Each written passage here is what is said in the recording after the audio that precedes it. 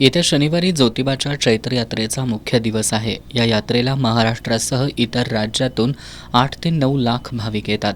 यात्रेसाठी जिल्हा प्रशासनाकडून गेल्या 2 महिन्यांपासून नियोजन सुरू आहे।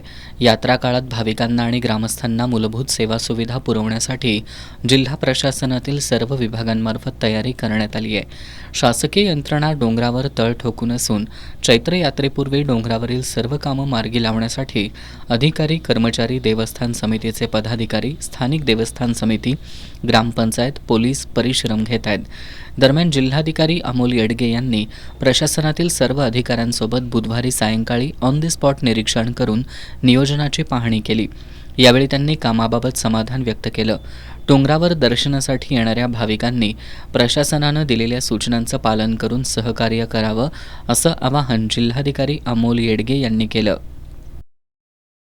श्री केदारलिंग देव ज्योतिबा देवाच्या यात्रेची सर्व तयारी झालेली आहे।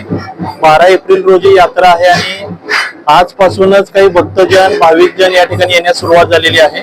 यात्रेच्या अनुषंगाने पार्किंगची व्यवस्था, टेम्पररी ज्या काही व्यवस्था आपल्याला करावी लागतात, शौचालय व्यवस्था, पिण्याच्या पाण्याची व्यवस्था, लाईटची व्यवस्था, रांगेचं व्यवस्थापन, हे सगळं नियोजन झालेलं आहे। प्रशासन सर्व भाविकांचं स्वागत करण्यासाठी सज्ज आहे। तर राज्यभरातील आणि देशभरातील भाविकांना नम्र आवाहन आहे, त्यांनी दख्खनच्या राजा ज्योतिबाच्या यात्रेला यावं आणि ते आल्यानंतर प्रशासनाने ज्या काही सूचना तयार केलेल्या आहेत त्या सूचनांचं, नियमांचं पालन करावं, जेणेकरून सर्वांना देव ज्योतिबाचं दर्शन चांगल्या पद्धतीने घेता येईल आणि यात्रा आपल्याला चांगल्या पद्धतीने साजरी करता येईल। यावेळी विविध विभागाचे शासकीय अधिकारी, ज्योतिबा मंदिर व्यवस्थापक आदी उपस्थित होते।